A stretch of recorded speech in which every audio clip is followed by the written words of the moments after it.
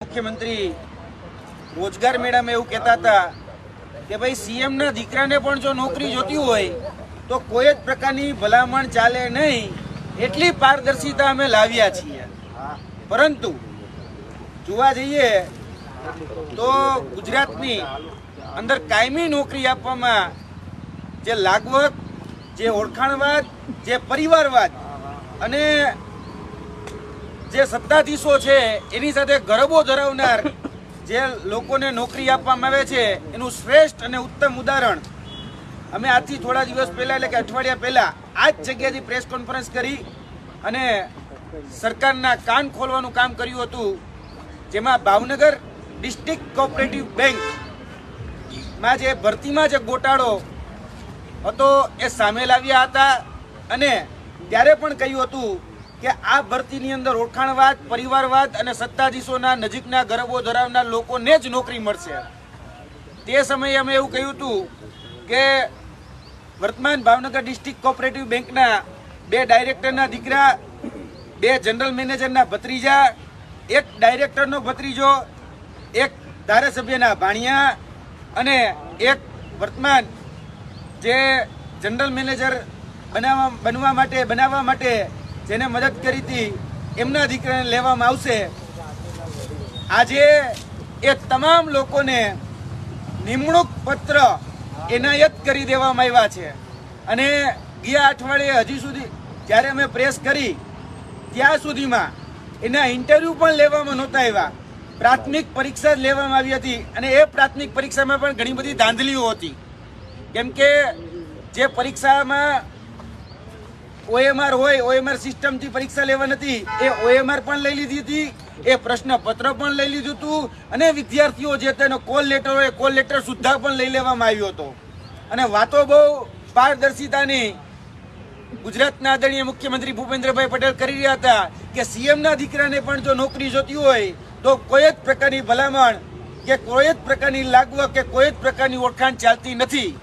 તો આદરણીય મુખ્યમંત્રી ભૂપેન્દ્રભાઈ પટેલને કહેવાનું કે જો આ પાકસાફ હોય, ઈમાનદારીથી ખરેખર જે લાયક છે, જે હકદાર છે એનો જો હકનો રોટલો આપવા માંગતા હોય, થોડીક દાદા ભગવાનની પણ શરમ ધરી અને આમાં નિષ્પક્ષતાથી યોગ્ય તપાસ કરવામાં આવે તો આ જે ભરતી છે એમાં 80 લોકોને ભરતી કરવામાં આવ્યા છે, જેમાં 80% ખોટી છે, જે ફક્ત લાગવકથી અને ઓળખાણવાદથી થઈ છે।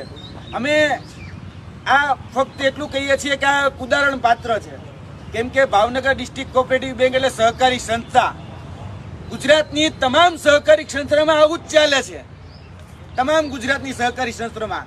તો અમે કહેવા માંગીએ છીએ ગુજરાતની તમામ સહકારી ક્ષેત્રની જેટલી પણ સંસ્થાનો છે, એ ડેરી હોય, એપીએમસી હોય કે પછી બેંકો હોય, એ તમામ જગ્યાઓની ભરતી એ સેન્ટ્રલાઇઝ કરી નાખવામાં આવે અને તેની સ્પર્ધાત્મક પરીક્ષાના માધ્યમથી સેન્ટ્રલાઇઝ ભરતી કરી અને તમામ લોકોને રોજગારી આપવામાં આવે તો જે લાયક છે, જે હકદાર છે, જે ખરેખર વંચિત છે, જે શોષિત છે એ લોકો મહેનતથી આ નોકરીમાં લાગી શકે। મારે આજે આની સાથે એક બીજી વાત પણ કરવી છે। આજથી 2 મહિના પહેલા સ્ટાફ નર્સની ભરતી લેવામાં આવી હતી અને એ સ્ટાફ નર્સની ભરતીમાં જે આન્સર કી રજૂ કરવામાં આવી એ આન્સર કીમાં જે જવાબો હતા એ સેમ સિક્વન્સ અને સેમ પેટર્નના હતા, ABCD પહેલેથી લઈ અને છેલ્લે સુધી જે જવાબોની સિક્વન્સ હતી એ ABCD હતી। ગુજરાતના આરોગ્ય મંત્રી ઋષિકેશભાઈ પટેલે એવું કીધું કે અમે તપાસ કમિટીની રચના કરી છે અને તપાસ કરી અને 3 થી 4 દિવસની અંદર આનું નિરાકરણ આપશું, છતાં પણ 1.5 મહિનાનું નિરાકરણ આપવામાં આવ્યું અને નિરાકરણ એવું આપ્યું કે વિદ્યાર્થીઓના ભવિષ્ય સાથે ફરીથી ચેડા કરવામાં આવ્યા, કેમ કે જે આન્સર કી પ્રસિદ્ધ કરવામાં આવી હતી એ જ આન્સર કીને માન્યતા આપવામાં આવી। તો અમારો પ્રશ્ન આદરણીય ઋષિકેશભાઈ પટેલને છે કે ભાઈ તમે કીધું હતું તપાસ કમિટી એમાં તપાસ કરે છે, તો સાહેબ આ તપાસ રિપોર્ટ ક્યાં છે? સાહેબ તમે એવું કહો છો કે કોઈ જ પ્રકારની ગેરરીતિ કે ધાંધલી નથી થઈ, તો તમે એક ગાંધીનગરના આરોગ્ય કર્મચારીની બદલી એ સીધી જ કુતિયાણામાં કરી નાખી। જો તમે એવું માનતા હતા કે કોઈ જગ્યાએ ગેરરીતિ નથી તો બદલી શા માટે કરી? ગુજરાતમાં આ પરીક્ષા એ જીટીયુએ લીધી હતી જીટીયુ ના રજીસ્ટર ખેર સાહેબે પ્રેસ કોન્ફરન્સ કરીને એવું કીધું હતું કે ભાઈ અમારા પ્રાધ્યાપકે પેપર કાઢ્યું, એ પેપર કાઢનારની ભૂલ છે. તો શું એ વીસી ખોટા, શું એ રજીસ્ટર ખોટા હતા જીટીયુ ના? એટલે ગુજરાતના આરોગ્ય મંત્રી વિદ્યાર્થીઓના ભવિષ્ય સાથે ચેડા કરવાનું બંધ કરે. અને ગુજરાતના ગૃહ રાજ્ય મંત્રી આદરણીય હર્ષભાઈ સંઘવી એવું કહેતા હતા કે કોઈ પણ હોય ફરિયાદ એ લખાવી જ જોઈએ, એફઆઈઆર લખાવી જ જોઈએ. તો એના જ ડિપાર્ટમેન્ટ એટલે કે વાહન વ્યવહાર નિગમ જીએસઆરટીસી, એમાં હમણાં 45 લોકો સાથે છેતરપિંડી કરવામાં આવી. તે 45 લોકો સાથે જે છેતરપિંડી થઈ તેના આધાર પુરાવા અમે પોલીસ સ્ટેશન આપવા જઈ રહ્યા છીએ. વટવા પોલીસ સ્ટેશન ખાતે તો ત્યાં અને ખોખરા પોલીસ સ્ટેશન ખાતે તો ફરિયાદ સુદ્ધા લેવામાં નથી આવતી. ખરેખર લિસ્ટ બનાવવાની વાત કરે છે અસામાજિક તત્વોના, લુખા તત્વોના. તો હું એમ કહું છું કે આ લુખા તત્વ કરતા લૂંટેરાઓનું લિસ્ટ બનાવો, જે બેંકની અંદર ખોટી રીતે નોકરી આપી રહ્યા છે, જે જીએસઆરટીસી ના નામે ઠગી રહ્યા છે, અને જે સ્ટાફ નર્સમાં જે સિસ્ટમેટિક જેને સ્કેમ કર્યો છે, જે વિદ્યાર્થીઓના ભવિષ્ય સાથે ચેડા કરી રહ્યા છે, એની ઉપર કાયદેસરની કાર્યવાહી કરવામાં આવે. અમે આજથી 3 દિવસ પહેલા, આજથી અઠવાડિયા પહેલા અમે પ્રેસ કોન્ફરન્સ કરી અને બધા લોકોના નામ સહિત અમે આ બાબતો ઉજાગર કરી હતી. જીએસઆરટીસીની, માફ કરજો, ભાવનગર ડિસ્ટ્રિક્ટ કોઓપરેટિવ બેંકની જે લોકોના નામ આપ્યા હતા એ જ લોકો અત્યારે નિમણૂક યાદીમાં આવી ગયા. તો સરકાર જે મહેનતુ છે, જે હકદાર છે, જે લાયક છે, એ લોકો સાથે અન્યાય કરી રહી છે. એ આ વાત ઉપરથી સ્પષ્ટ થાય છે. કેમ કે જે ડાયરેક્ટરના દીકરા હતા એ જ ડાયરેક્ટરના દીકરા, એટલે કે જે સત્તામાં છે, જે અત્યારે હોદ્દા ઉપર છે, એના જ દીકરા કઈ રીતે નોકરી લઈ શકે?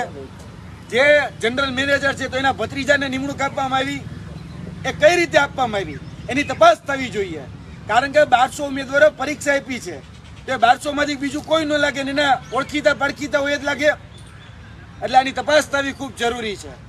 અમે આ પ્રેસ કોન્ફરન્સના માધ્યમથી ફરીથી કહીએ છીએ કે તાત્કાલિક ધોરણે ગુજરાતના મુખ્યમંત્રી આદરણીય ભૂપેન્દ્રભાઈ પટેલ જે એવું કહેતા હતા કે પોતાના દીકરાને પણ જો નોકરી આપવી હોય તો એ ભલામણથી ન આપી શકે, કોઈને ઓળખાણથી ન આપી શકે. તો અહીંયા ભલામણ, ઓળખાણવાદ, પરિવારવાદ અને ગરબો ધરાવનાર વ્યક્તિઓને જ નોકરી મળી છે. તો તાત્કાલિક ધોરણે આની તપાસ કરે, એ જ અમારી વિનંતી છે.